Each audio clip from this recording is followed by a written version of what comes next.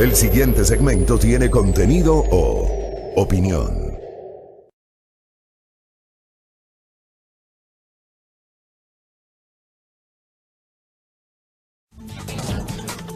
Seis con 21 en la mañana, gracias, estamos iniciando una nueva semana de labores, gracias a los mensajes de todos los oyentes que ya reportan sintonía desde diversos sectores del país y del mundo. Saludos a los residentes fuera del país, aquella comunidad enorme de migrantes ecuatorianos que justamente reside fuera de la patria, que seguramente tuvo que abandonar el país para buscar mejores condiciones. Para aquellos que, a propósito de la recordación o conmemoración, no festejo ni celebración, recordación sí, conmemoración que es el símil de recordación de los 20 años desde que el país adoptó el modelo de dolarización de la economía.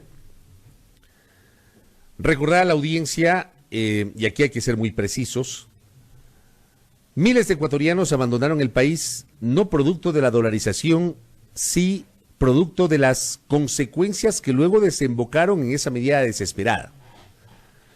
El feriado bancario del año 99 y el posterior congelamiento de los depósitos, un país que estaba a puertas de la hiperinflación al cerrar el curso del año 1999, y miles de compatriotas, se cree que al menos 3 millones de ecuatorianos abandonaron la República, buscando mejores días en Estados Unidos, en España, en Italia, por mencionar algunos destinos. Mi abrazo para ustedes, mi testimonio de solidaridad y mi admiración, por cierto. En varias ocasiones he señalado con mis amigos, con mi entorno, que soy un profundo admirador de aquellos que decidieron migrar.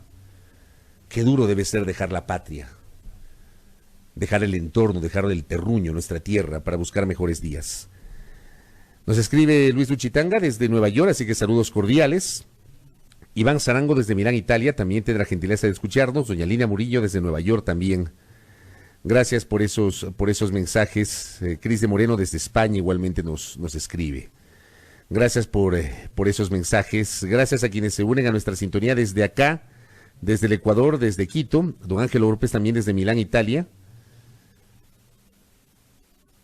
Estoy buscando los mensajes de los compatriotas en el exterior.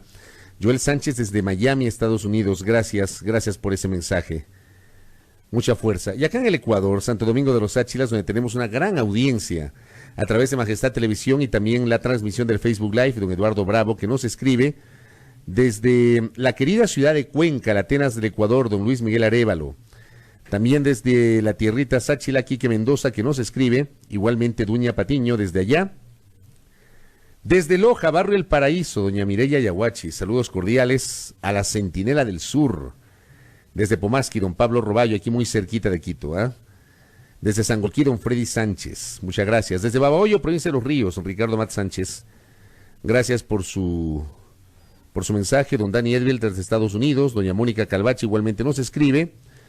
Doña Gisela Jiménez nos pregunta la frecuencia. En el caso de Quito, 89.7, Quito y Pichincha. En el caso de Manaví, 88.5, Esmeraldas, 97.5, FM Estéreo. Don Osvaldo Márquez también desde Cuenca, abrazos. Irma Jaramillo desde Roma, Italia. Saludos. Giovanni Romero desde Nueva York. Rigoberto Díaz igualmente desde Nueva York. Desde Barcelona, España, Alexis Raza. Saludos cordiales, muchas gracias. Desde Pasaje en la provincia del Oro, Víctor Santamarín. Gracias por esos mensajes. Desde Suiza también tenemos reporte de sintonía de Galo Guanoluisa. Muchas gracias. Desde Tampa, Florida, Cecilia Morales. Desde Ibarra, Jorge López. Un abrazo para todos. Gracias por esos reportes de sintonía. Inicien con nosotros la semana. Gracias por hacerlo. Y claro, cafecito, buen día. Muchas gracias también. Otro reporte de sintonía del demoledor Carlos Tenorio, que nos escucha desde Esmeralda. Saludos, goleador. Estuve viendo sus goles el otro día. Sobre todo los dos que se marcó en la Copa del Mundo de Alemania 2006. El gol que le hace al equipo de Costa Rica es espectacular, el centro de Luis Antonio Valencia y luego el cabezazo del demoledor, e igualmente el gol que le hace a Polonia tras un primer cabezazo de Agustín Delgado y luego viene la definición también de cabeza del demoledor. Muy querido por la hinchada de Liga Deportiva Universitaria, recordado por quienes seguimos y somos amantes del fútbol. En Guayaquil no tenemos frecuencia, nos preguntan. No tenemos frecuencia, nos puede escuchar por Facebook Live o también nos puede escuchar a través de www.radiomajestad.com. Igualmente en la provincia de Bolívar tenemos saludos, doña Daisy Barreno. No tenemos frecuencia en señal abierta, pero hay esta posibilidad de que nos puedan escuchar a través de la web y también por la transmisión del Facebook Live. Igualmente desde Machala, Rosarévalo, que nos escribe. Abrazos para todos, gracias por comenzar esta semana. ¿Cómo inician? Espero que lo hagan de la mejor manera, con mucho ánimo, con mucha energía. La segunda semana completa de trabajo, la tercera del mes de enero. Iniciamos esta semana, obviamente, analizando la proyección justamente de estos días. Pero empecemos con aquello que ya lo anunciamos la mañana del pasado viernes. Justo durante el curso de la entrevista con el asambleísta Pavel Muñoz, nos llegó la información respecto a la detención del padre de la expresidenta de la Asamblea Nacional y actual asambleísta, Gabriela Rivadeneira. Este tema, amable audiencia, invita a la reflexión, fundamentalmente por cómo se lo manejó. A mí no me corresponde, y esto escribí en las redes el último fin de semana, a mí como periodista, aunque alguien me dijo que era tibio el último fin de semana también, pero yo soy un creyente ferviente del respeto a la presunción de inocencia. Todos somos inocentes mientras no se nos demuestre lo contrario. Amigos y amigas, ese principio en el Ecuador hace rato fue vulnerado. Aquí en el Ecuador no se respeta ni la presunción de inocencia ni el debido proceso. Aquí en el Ecuador se acusa, se desprestigia, se empapela y después se pregunta. Aquí en el Ecuador no se termina de entender que quienes deben impartir justicia son los organismos que constitucionalmente tienen esa posibilidad, la capacidad para hacerlo. La Fiscalía y las Cortes. No es una tarea del periodismo, no es una tarea de los medios. Los medios apenas son los vehículos a través de los cuales se traslada la información de lo que ocurre en la vida diaria hacia la sociedad ecuatoriana, los televidentes, los oyentes, los lectores. Los periodistas, en el legítimo uso de nuestra libertad de expresión, tenemos la posibilidad de emitir una opinión. Pero esa opinión debe ser rigurosa, argumentada, seria, responsable. Los periodistas tenemos la obligación, con nuestros oyentes, televidentes o lectores, de recopilar la información y de presentarla cumpliendo los presupuestos propios de la práctica periodística. La verificación, la contrastación, la contextualización, la precisión. Varios de esos conceptos que aprendimos en las aulas universitarias y que deben ser trasladados a nuestro quehacer diario. El día viernes yo sentí que nada de eso ocurrió con una persona que, insisto, y retomo lo que iba a señalar al inicio de este comentario. A mí como periodista no me corresponde decir si el padre de Gabriela Rivadeneira es culpable o es inocente. A mí no me corresponde acusar al señor Pedro Rivadeneira del delito de asociación ilícita o de lavado de activos o de enriquecimiento ilícito. Ese no es mi rol. El rol del periodismo es el de recopilar información, trasladarla a las audiencias cuando se trata de información. Y cuando se trata de opinión, por supuesto, la opinión no es objetiva ni es imparcial porque tiene un sesgo. Pero la opinión debe ser rigurosa, debe ser argumentada y debe ser responsable. Yo sentí que con los hechos ocurridos el pasado viernes, las opiniones que generó la detención de el mencionado ciudadano desató toda una serie de comentarios y respetando la naturaleza del oficio. Y digo esto porque, a la luz de los hechos, y más adelante estará con nosotros Gabriel Rivera para conversar sobre este tema, a la luz de los hechos digo, finalmente, al mencionado señor que fue detenido en un operativo, no le confirmaron la orden de prisión, sino que le dieron medidas cautelares sustitutivas a la prisión preventiva. Dejemos que la justicia actúe. obviamente, autoridad judicial fuerte y responsable. Que se entienda que los periodistas tenemos que asumir una posición muchísimo más responsable y ética en el ejercicio de nuestro trabajo. Creo yo que se han perdido las formas. El día viernes lo sentí así, y es apenas una opinión de quien les habla. Y el fin de semana, por ejemplo, recordaba una declaración que le hizo el colega periodista Andrés Carrión, con quien a lo largo del tiempo he mantenido en lo personal una relación de profundo respeto y cariño. Andrés Carrión es un periodista al que yo respeto mucho, aprecio mucho, aunque discrepe muchas veces, y es legítimo, ¿no? Uno puede discrepar con los colegas, puede discrepar con determinados sectores, eso no le hace enemigo a uno de nadie.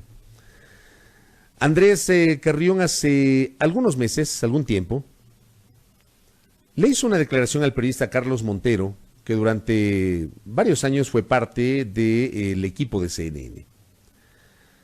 Y es una declaración que bien vale la pena recordarla. Vamos a ver si la podemos escuchar para que ustedes justamente tengan un conocimiento cabal de esto. Vamos a subir el volumen a la declaración de Andrés Carrión. Escuchemos. Cuando el periodista toma un papel protagónico, que se convierte en la estrella. Bueno, ese es el error que cometimos. Yo creo que de alguna manera... Que se cometió aquí en el Ecuador. En el Ecuador. De alguna manera, lo que ocurrió en el gobierno anterior fue producto de los errores que cometimos. Y los periodistas y la comunicación en general se convirtió en protagonista, se convirtió en actor de los sucesos. Nosotros dictábamos sentencias, Carlos, desde los micrófonos, desde las cámaras. Nosotros resolvíamos qué era lo bueno y qué era lo malo. Nosotros interveníamos en política, éramos actores políticos y al mismo tiempo éramos periodistas. De modo que tenemos también culpa en nuestra tarea. ¿Por qué sucedió eso? ¿Por qué nos convertimos nosotros? Porque nosotros somos un poder, Carlos. Y al ser un poder... Somos el cuarto poder, entonces. Ese es el problema, que somos un poder. No sé si somos el cuarto o el quinto, sí. Que somos un poder y en tal virtud, en esa condición, creemos que el hecho de tener una tribuna, el hecho de tener un espacio, nos da la categoría como para poder resolver estos temas que no nos corresponden y ese es el error que cometimos. Esto es lo que le dijo Andrés Carrión hace algún tiempo a Carlos Montero. Yo suscribo las palabras de Andrés. Suscribo totalmente las palabras de Andrés Carrión. Creo que hemos vuelto otra vez a hablar de la prensa como un poder. La prensa siempre ha sido un poder. Siempre. Con base en ese poder, como lo dice Andrés Carrión, no necesariamente este periodista. Ustedes, sobre todo quienes me escuchan hace mucho tiempo, saben perfectamente mi posición personal respecto de eso. Los micrófonos, las cámaras y hoy las redes sirven para sentenciar o absolver dependiendo de nuestros afectos y desafectos. Dejemos que la justicia actúe. Mantengámonos como prensa, como periodistas vigilantes. Por supuesto, no perdamos la criticidad sobre el ejercicio del poder, porque para eso existe la prensa y existe el periodismo. Esa es la concepción del periodismo. Pero estamos cayendo en un momento en el cual volvemos a la etapa en la que juzgamos y sentenciamos desde nuestras respectivas tribunas periodísticas. Si mañana pasado la investigación de la Fiscalía determina que en este caso, para el caso que nos ocupa, el señor Pedro Rivadeneira es culpable de un delito, señores, ahí están las leyes. Hay una herramienta que se llama Código Orgánico Integral Penal que establece sanciones por determinados delitos. Si la Fiscalía presenta las pruebas, porque tiene que demostrar la culpabilidad del mencionado personaje, no él demostrar su inocencia, que ese es otro concepto que no se entiende. El acusador debe demostrar la culpabilidad del acusado, no el acusado demostrar su inocencia. Esa es la concepción más pura del derecho penal. Si la Fiscalía presenta las pruebas y se determina que hay justamente delitos que pudo haber cometido el señor Rivadeneira, señores, ahí están las cortes. No los sets de televisión, ni las cabinas de las radios, ni el teclado de las computadoras de los periodistas, ni tampoco sus respectivas redes sociales. Creo que debemos entender eso. El fallecido maestro de la comunicación, Miguel Ángel Bastenier, alguna vez escribió: el mejor periodista es un investigador, pero ni policía ni juez. El mejor periodista es un investigador, pero ni policía ni juez. Documenta e interpreta el caso y allí acaba su función. Entendamos eso. Aprendamos a comprender justamente estas concepciones y hagamos un mejor periodismo. Y dejemos que la justicia actúe. Dejemos que la justicia haga su trabajo. Hoy ocurre el caso de Pedro Rivadeneira, sobre el cual se han dicho una serie de cosas, pues que la justicia lo compruebe. Y si el hombre es culpable, pues que lo sentencien, que lo sancionen y que cumpla con la sentencia correspondiente. El 17 de febrero será la audiencia de Olavini, quien estuvo 70 días detenido y cuya audiencia preparatoria de juicio se ha dilatado durante varios meses. Estaba inicialmente prevista para octubre, pero los hechos, que son de dominio público, provocaron un diferimiento y finalmente la fecha será el 17 de febrero. Allí también esperamos la presentación de las pruebas correspondientes y que este caso también se dilucide. El viernes hubo declaraciones no solamente de periodistas a través de sus redes, sino también declaraciones oficiales. ¿Cuántas veces no criticamos el hecho de que el gobernante de turno intervenga con su posición en temas privativos de la Administración de Justicia? ¿Cuántas veces no criticamos esa práctica? La criticamos ahora, pero hoy ya no lo hacemos. Como en su momento lo hizo el expresidente Correa en el ejercicio del poder, hoy lo ha hecho el presidente Lenín Moreno. Y el día viernes el presidente Moreno ya se anticipó y ya se adelantó con una postura sobre un caso específico. Y no le corresponde al señor presidente de la República pronunciarse sobre un proceso que está siendo materia de una investigación.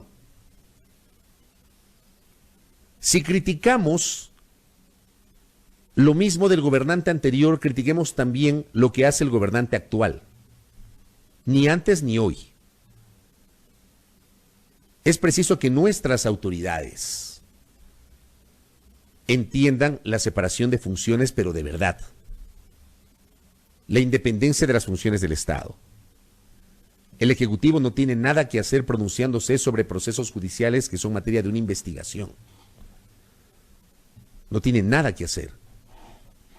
Cuando los procesos concluyan y haya una sentencia penal condenatoria ejecutoriada, allí cabe el pronunciamiento por parte de otros actores. Creo yo que el día viernes realmente marcó un momento muy complejo. Y ojalá que se entienda lo que estamos señalando. Que se entienda también, amable audiencia, que hay una serie de necesidades que requiere la República. Hay carencia de empleo, hay dificultades económicas, miles de ecuatorianos que en el curso del año anterior perdieron su trabajo. Más allá de que ayer el Ministerio del Trabajo posteó un tuit que luego lo borró, que daba cuenta y decía más o menos así: el acceso al empleo pleno es tu derecho, alcanzamos cifras récord de trabajo para los ecuatorianos en condiciones adecuadas y una vida digna con equidad en sus derechos. Esto se publicó en un tuit del Ministerio del Trabajo y luego fue borrado. Respetuosamente le pregunto a la autoridad que lidera el Ministerio de Trabajo de qué país estamos hablando. Si el año anterior miles de ecuatorianos se quedaron sin empleo, ecuatorianos que laboraban en el sector público, y muchos de ellos no han podido ser acogidos por el sector privado, no han tenido la posibilidad de encontrar un empleo en el sector privado. Y cuando se pregunta a los dirigentes de las cámaras de la producción por qué el sector privado no acoge a esa enorme masa de ecuatorianos que trabajó en el sector público y que se quedó sin empleo, la respuesta es la misma. las condiciones económicas, las reglas del juego, el código del trabajo, la falta de circulante en el mercado, las ventas que están bajas. Ese es el país real que tenemos. Y sobre el que poco o nada se habla. Poco o nada se habla. El día viernes la noticia para las autoridades del Ejecutivo fue la inauguración de una cancha. Yo suscribo algo que escribió el activista Wilson Merino el último fin de semana. Él decía, por ejemplo, que el gobierno central debe preocuparse por satisfacer las necesidades básicas de los ecuatorianos: la salud, la educación, el empleo, la reactivación productiva. Deje que las canchas las haga el sector privado, decía él. Puede ser una posición respetable la de Wilson Merino. Creo que tiene razón en eso. Pero también me pregunto, si es una política la de empezar a construir canchas de césped sintético para fomentar o tratar de masificar el deporte, como en algún momento la ministra Andrea Sotomayor nos dijo aquí en nuestra mesa de trabajo, yo quisiera saber si esto forma parte de toda una política pública asociada justamente a esa masificación del deporte, como un canal para, por ejemplo, enfrentar otro tipo de problemas sociales, como el de las drogas, por mencionar un ejemplo. No sé si sea una política pública, no sé si sea una política aislada. Se anunció un número X de canchas para el 2019. Veamos en la práctica cuántas canchas se han inaugurado. Veamos cuánto ha costado esa inversión y si se justifica. Veamos si el gobierno, dando cuenta que esto desde su visión es importante, también analiza con la misma vehemencia e importancia otro tipo de situaciones sobre las cuales se requiere la acción gubernamental. Miles de ecuatorianos sin trabajo,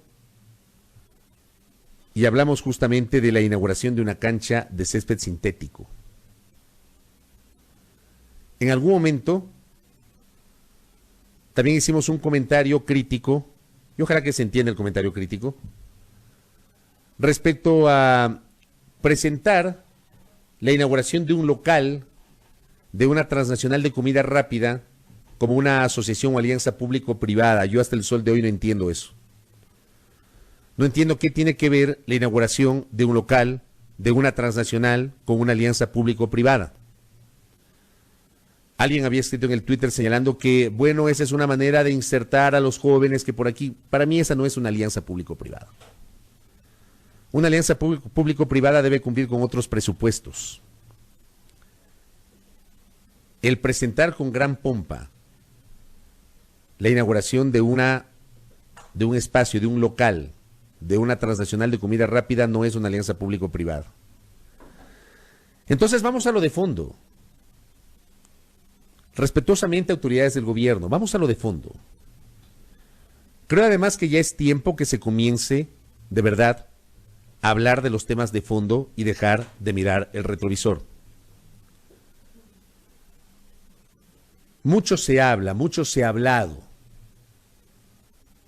de las omisiones, de los errores, de los excesos de la administración gubernamental anterior.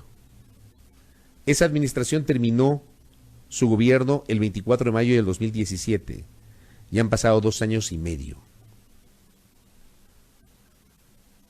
Creo que este 2020 debe caracterizarse por empezar a mirar hacia adelante. Empezar a analizar con mayor profundidad y seriedad los temas y presentar al país auténticas soluciones sobre sus verdaderas aspiraciones y las carencias que tenemos como sociedad. Una cancha de fútbol no soluciona los problemas de salud, de educación, de falta de empleo, de falta de oportunidades. Hablemos de emprendimiento y de las reglas a través de las cuales los ciudadanos que se quedaron sin trabajo pueden emprender. Alguna vez a alguien le escuchaba el año anterior señalar, bueno, Si alguien se quedó sin trabajo en el sector público y no encuentra un trabajo estable en el sector privado, pues aproveche el dinero de la liquidación y comience a pensar en un emprendimiento. Déjenme contarles que hay casos a través de los cuales muchos ecuatorianos que se quedaron sin empleo no han recibido hasta hoy el pago de su liquidación. Y sin plata pasaron Navidad y fin de año. Poco o nada se habla sobre esto. Poco o nada se habla sobre esto.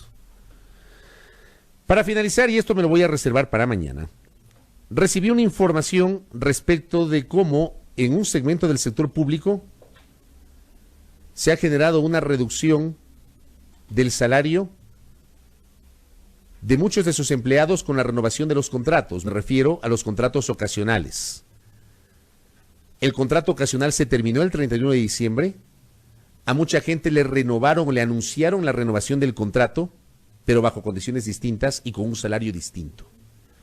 De esto voy a hablar mañana porque recibí justamente una explicación por parte de una persona que se sintió afectado, y esto lo trasladaré con mayor profundidad el día de mañana.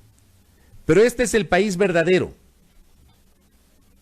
Este es el país que debe ser pensado, analizado, debatido, y sobre el que se aspira haya pronunciamientos concretos y soluciones contundentes. Hay que empezar a mirar el país de otro modo.